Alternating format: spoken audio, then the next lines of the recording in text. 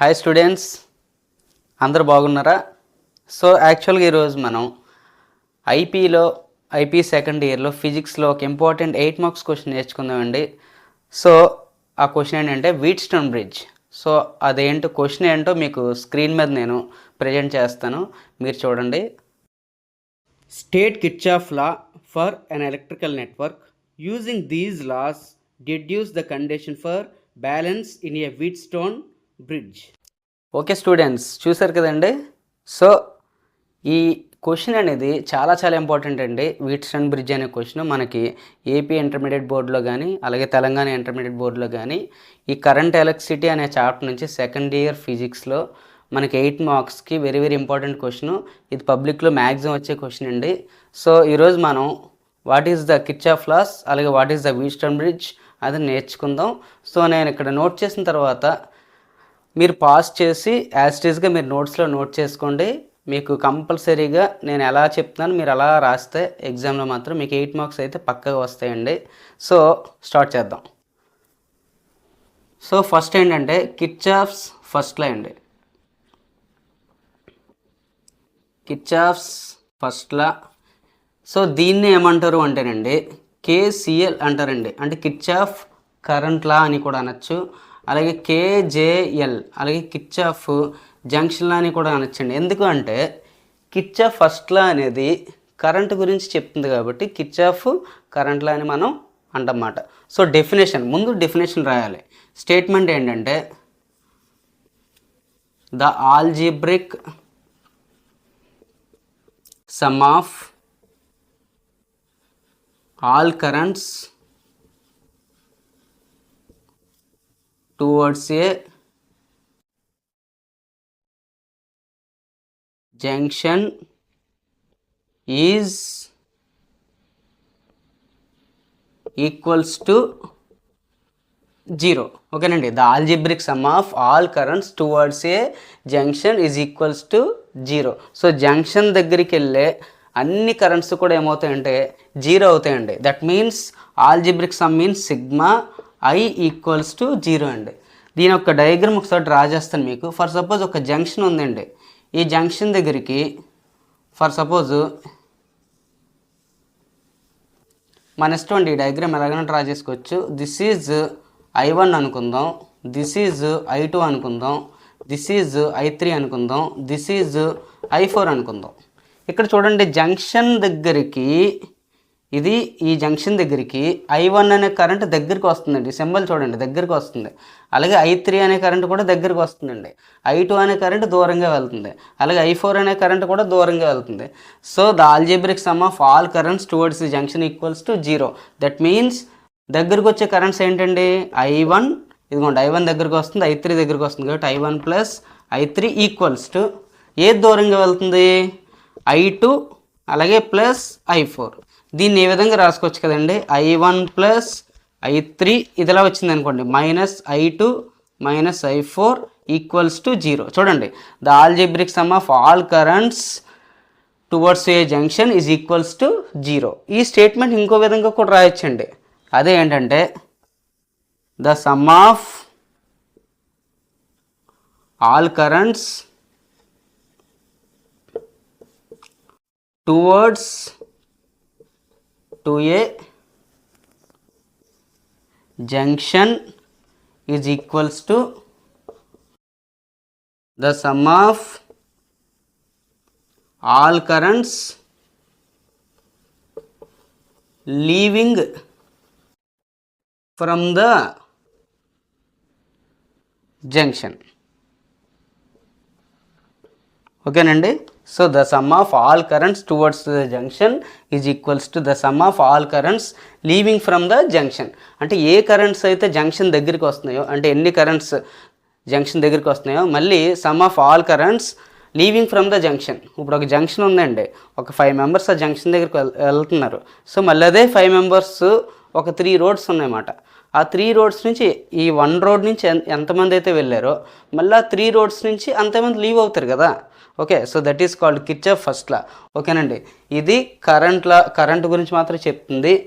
ఒకటే చెప్తున్నానండి, ఏ కరెంట్స్ అయితే జంక్షన్ దగ్గరికి వస్తాయో అది పాజిటివ్, ఏ కరెంట్స్ అయితే జంక్షన్ నుంచి దూరంగా వెళ్తాయో అది నెగిటివ్. దీన్ని మీరు డయాగ్రామ్ నేను ఎలా డ్రా చేశాను కదండి, ఇలాగే డ్రా చేయాల్సిన అవసరం లేదు, మీ ఇష్టం ఎలాగైనా డ్రా చేసుకోవచ్చు.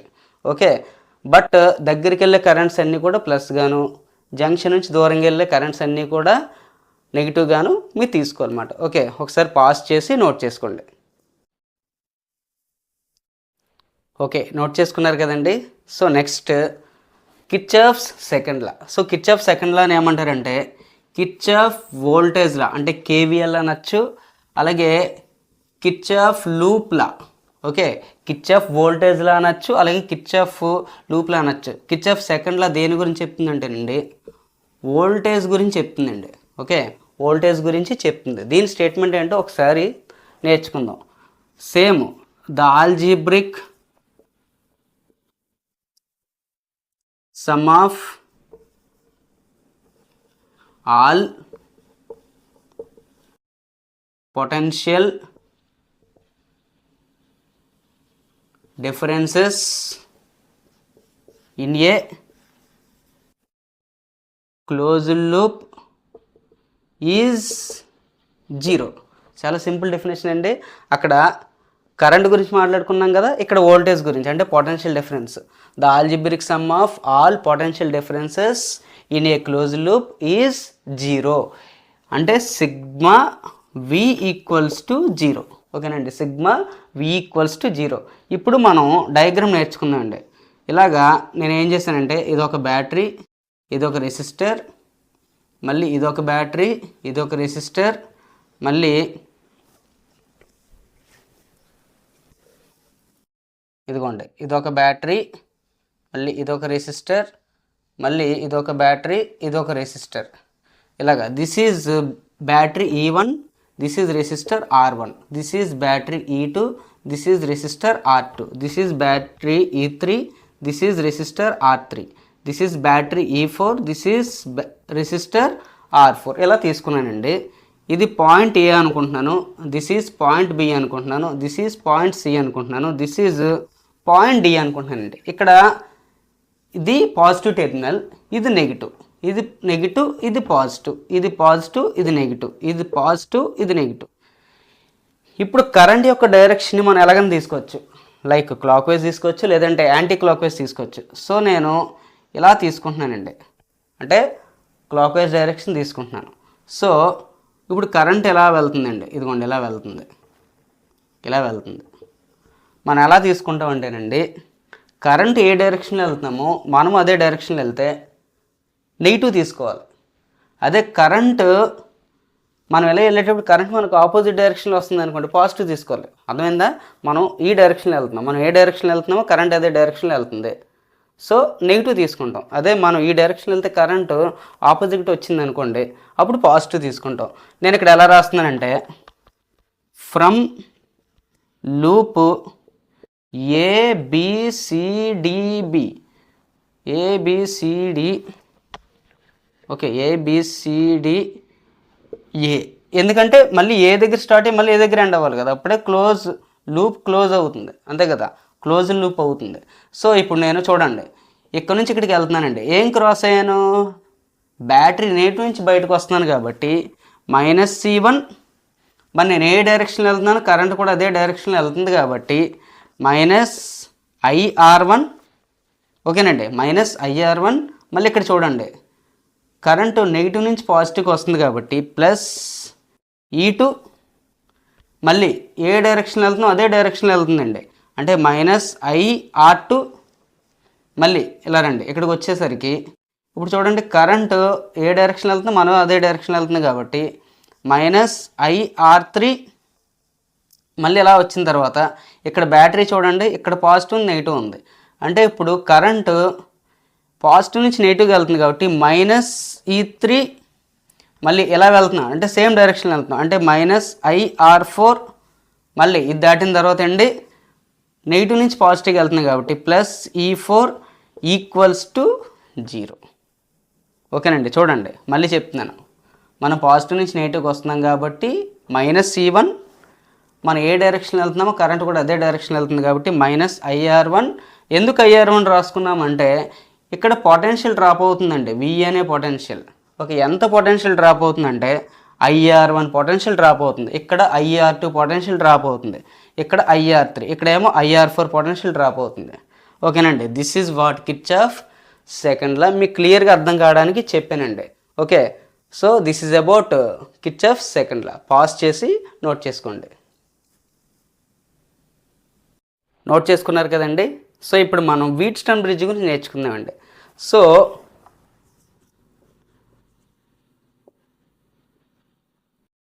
వీట్స్టోన్స్ బ్రిడ్జ్. సో వీట్స్టోన్ బ్రిడ్జ్ని వీట్స్టోన్ అనే సైంటిస్ట్ ఇన్వెంట్ చేశారండి. సో వీట్స్టోన్ బ్రిడ్జ్ వల్ల యూజ్ ఏంటి అనేది మనం ఇప్పుడు నేర్చుకున్నాం. ఇది ఏ ప్రిన్సిపల్ మీద వర్క్ అవుతుందంటే కిర్చాఫ్ 2 లాస్ మీద వర్క్ అవుతుందండి. కిర్చాఫ్ ఫస్ట్ లా మీద, అంటే ఇప్పుడు నేర్చుకున్నాం కదా, కిర్చాఫ్ ఫస్ట్ లా మీద, అలాగే కిర్చాఫ్ సెకండ్ లా మీద వర్క్ అవుతుందండి. సో ఇక్కడ మనకి టోటల్గా Wheatstone bridge is a combination of 4 resistors. ఇక్కడ మనకి 4 రెసిస్టర్స్ ఉంటాయండి. ఓకే, సో వీట్స్టోన్ బ్రిడ్జ్ 2 రకాలు, balanced Wheatstone bridge, unbalanced Wheatstone bridge. ఇక్కడ మనం బ్యాలెన్స్డ్ వీట్స్టోన్ బ్రిడ్జ్ గురించి మనం తెలుసుకుంటాం. Okay, so first Wheatstone bridge diagram draw చేసుకుందామండి. సో చెప్పాను కదండి, so Wheatstone bridge is a bridge, it is working on the principle of Kirchhoff laws. Okay, so this is the resistor P, this is the resistor Q, this is the resistor R, this is the resistor S. So this is the point A, this is the point B, this is the point C, this is the point D. ఓకేనండి, ఇక్కడ మనం P అనే resistor, Q అనే resistor, R అనే resistor, S అనే resistor, 4 రెసిస్టర్లు తీసుకున్నాం. Pని ఏకి బీకి మధ్యలో యాడ్ చేసాం, అలాగే Qని బీకి సికి మధ్యలో కనెక్ట్ చేసాం, ఎస్ని సికి డికి మధ్యలో కనెక్ట్ చేసాం, అలాగే ఆర్ని ఏకి డికి మధ్యలో కనెక్ట్ చేసామండి. ఇప్పుడు పాయింట్ ఏని తీసుకొచ్చి మనం పాజిటివ్ టెర్మినల్ ఆఫ్ బ్యాటరీకి, పాయింట్ సిని తీసుకొచ్చి మనం నెగిటివ్ టెర్మినల్ ఆఫ్ బ్యాటరీకి కనెక్ట్ చేసామండి. ఇప్పుడు ఈ బీకి డికి మధ్యలో ఒక గాల్వనోమీటర్ని కనెక్ట్ చేసామండి. ఇంతకీ what is the galvanometer? Galvanometer అంటేనండి it always shows null deflection. Okay, అంటే వెరీ మైన్యూట్ కరెంట్స్ని ఇది ఫైండ్ అవుట్ చేస్తుంది అన్నమాట. ఓకేనండి, చాలా చాలా చిన్న కరెంట్స్ అన్నమాట. దాని మ్యాగ్నిట్యూడ్ నియర్లీ ఎంత ఉంటుందంటే 10⁻⁻⁹ యాంపియర్స్. అంత మ్యాగ్నిట్యూడ్ ఉన్న కరెంట్ని, అంటే అంత తక్కువ కరెంట్ని మనం ఈ గాల్వనోమీటర్ ద్వారా మనం మెజర్ చేస్తాం అన్నమాట. Okay, so this is the diagram of the Wheatstone bridge అండి. ఇప్పుడు చూడండి, కరెంట్ ఎలా వెళ్తుంది కదండి, I అనే కరెంట్ వెళ్తుంది. ఇదిగోండి, ఇక్కడికి వచ్చిన తర్వాత ఆ కరెంట్కి 2 దారులు ఉన్నాయి. ఒకటి I1, ఇంకోటి I2 కింద డివైడ్ అయిపోద్దండి. ఇలా వెళ్ళిన కరెంటు మళ్ళీ ఇలా వచ్చేస్తుందండి I3 కింద, ఇలా వెళ్ళిన కరెంటు ఇలా వచ్చేస్తుందండి I4, మళ్ళీ ఇవన్నీ కలిసి మళ్ళీ ఇక్కడ I అనే కరెంట్ కింద వచ్చేస్తాయండి, ఇలా దగ్గరికి వచ్చేస్తుంది మళ్ళీ. Okay, this is the schematic diagram of the Wheatstone bridge. Very very important, మనకి డయాగ్రామ్ అనేది చాలా చాలా ఇంపార్టెంట్. సో ఈ గాల్వనోమీటర్ కనెక్ట్ చేసాం కదండి. సో వీట్స్టోన్ బ్రిడ్జ్ ఎప్పుడు బ్యాలెన్స్ అవుతుంది అంటే మనకి బ్యాలెన్స్ కండిషను P/Q = R/S అవ్వాలి. ఇది ఎప్పుడు అవుతుంది అంటే when there is no current passing through the galvanometer G. అంటే G నుంచి ఎటువంటి కరెంటు పాస్ అవ్వలేనప్పుడు మనకి బ్రిడ్జ్ అనేది బ్యాలెన్స్ అవుతుందండి. సో బ్యాలెన్స్ అయితే ఇక్కడ కరెంట్ పాస్ అవ్వదు. ఓకే, సో రెండు ఒకటే. ఓకేనండి, సో మనం ఇప్పుడు దీని మీద థియరీ రాద్దాం. So Wheatstone bridge is a దేనికి అప్లికేషన్ అంటేనండి, application of Kirchhoff laws. Okay, Kirchhoff laws. So it is a combination of 4 resistors అని రాస్తారండి. Okay, so 4 resistors combination Wheatstone bridge. అలాగే ఇక్కడ P కనెక్టెడ్ బిట్వీన్ దేనికి మధ్య కనెక్ట్ చేసాం, A అండ్ B, అంటే ఏకి బీకి మధ్యలో కనెక్ట్ చేసాం. అలాగే Q ఈజ్ కనెక్టెడ్ బిట్వీన్, ఇది దీనికి మధ్యలో కనెక్ట్ చేసామండి, బి అండ్ సి. అలాగే R is connected between, R is connected between దీనికి మధ్యలో అండి ఏ అండ్ డి. అలాగే ఎస్ ఈజ్ కనెక్టెడ్ బిట్వీన్ దీనికి మధ్యలో కనెక్ట్ చేసాం ఎస్ని, సి అండ్ డి. అలాగే గ్యాల్వనోమీటర్ ఈజ్ కనెక్టెడ్ బిట్వీన్, గాల్వనోమీటర్ని ఎక్కడ కనెక్ట్ చేసాం, బికి డికి మధ్యలో, B okay D and B. అలాగే బ్యాటరీ ఒకటి కనెక్ట్ చేసామండి. So battery E is connected ఎక్కడ దేనికండి, points A and C. Okay, so this is the matter. Okay, ఒకసారి పాజ్ చేసి నోట్ చేసుకోండి. ఓకే, నోట్ చేసుకున్నారు కదండి. ఇప్పుడు రిమైనింగ్ క్వశ్చన్ మనం కంప్లీట్ చేద్దాం. సో ఇప్పుడు కరెంట్ అనేది ఎలా వెళ్ళిపోతుందండి, అలాగే ఇలా కూడా వెళ్ళిపోతుంది. సో ఎందుకు ఎలా వెళ్ళిపోతుందంటే మనకి హీట్ పాస్ అవ్వాలంటే టెంపరేచర్ డిఫరెన్స్ ఉండాలండి. అలాగే కరెంట్ పాస్ అవ్వాలంటే సింపుల్గా చెప్పాలంటే పొటెన్షియల్ డిఫరెన్స్ ఉండాలి. అర్థమైందండి, హీట్ పాస్ అవ్వాలంటే టెంపరేచర్ డిఫరెన్స్ ఉండాలి, కరెంట్ పాస్ అవ్వాలంటే పొటెన్షియల్ డిఫరెన్స్ ఉండాలి. ఈ పాయింట్ చాలా బాగా గుర్తుపెట్టుకోండి, బాగుంటుంది. ఓకే, సో ఇక్కడ మనం 2 లాస్ని అప్లై చేద్దాం. అప్లై కేసిఎల్ అంటే కిర్చాఫ్ కరెంట్ లాని అప్లై చేద్దాం ఎట్ పాయింట్ బి దగ్గర తీసుకున్నాం అనుకోండి. పాయింట్ బి దగ్గర ఏ కరెంట్స్ దగ్గరికి వస్తున్నాయండి, దగ్గరికి వచ్చే కరెంటు ప్లస్, దూరంగా వెళ్ళే కరెంట్ మైనస్ అనుకున్నాం కదా. ఇక్కడికి దగ్గరికి వచ్చే కరెంట్ ఏంటి, I1 దగ్గరగా వస్తుంది. అంటే I1 ఇదిగోండి జీ నుంచి ఐజీ అనే కరెంట్ పాస్ అవుద్దండి అనుకుందాం for suppose. Okay, next I3 అనే కరెంట్ దూరంగా వెళ్తుంది కాబట్టి దూరంగా వెళ్ళే కరెంటు -I3, ఐజీ కూడా దూరంగా వెళ్తుంది కాబట్టి -IG equals to 0 according to Kirchhoff first law. IG value 0 కాబట్టి అప్పుడు ఏమవుతుంది, I1 equals to I3. Okay, దీన్ని ఈక్వేషన్ నెంబర్ 1 అనుకుందాం. అలాగే అట్ పాయింట్ డి దగ్గర చూద్దాం. డి దగ్గర చూడండి I2 అనే కరెంట్ దగ్గరగా వస్తుంది, I4 అనే కరెంట్ దూరంగా వెళ్తుంది, ఐజీ అనే కరెంట్ దగ్గరగా వస్తుంది. అంటే I2 plus IG minus I4 equals to 0. మనందరికీ తెలుసు ఐజీలో కరెంట్ అంతా 0 కాబట్టి I2 ఈక్వల్స్ టు I4 అవుతుందండి. So this is the equation number 2 అనుకుందాం. ఓకే, కిర్చాఫ్ ఫస్ట్లో అయిపోయింది. ఇప్పుడు అప్లై కిర్చాఫ్ వోల్టేజ్ లా. ఓకేనండి, కిర్చాఫ్ వోల్టేజ్ లా ప్రకారం ఫస్ట్ లూపు ఏబిడిఏ తీసుకుందామండి.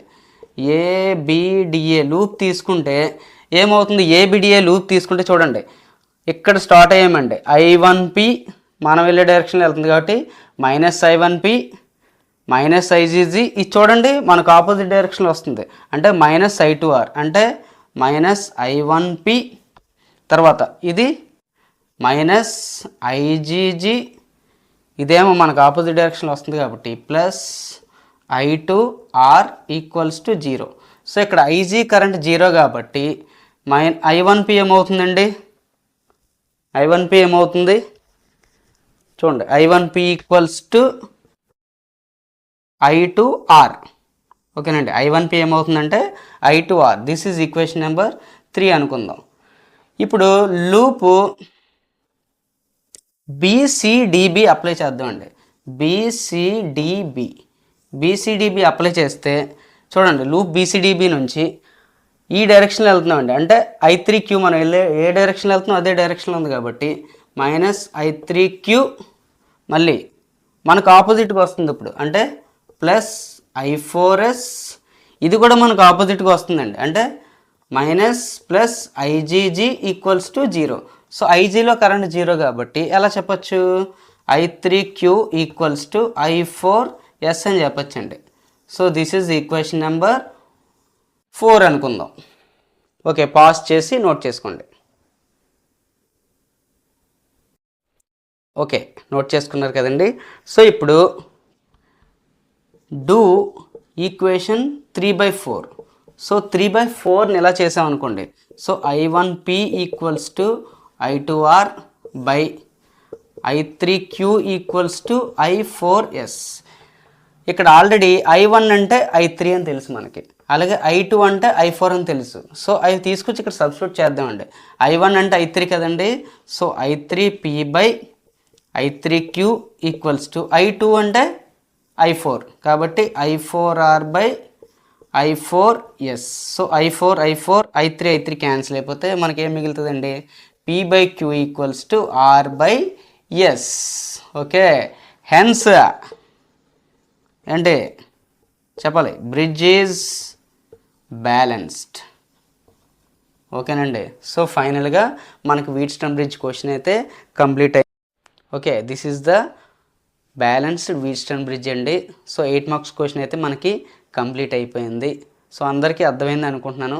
ఒకసారి ఇదంతా కూడా పాజ్ చేసి నోట్ చేసుకోండి. ఓకే, నెక్స్ట్ వీడియోలో మనం ఇంకొక క్వశ్చన్ అయితే ఎక్స్ప్లెయిన్ చేసుకుందాం. Thank you.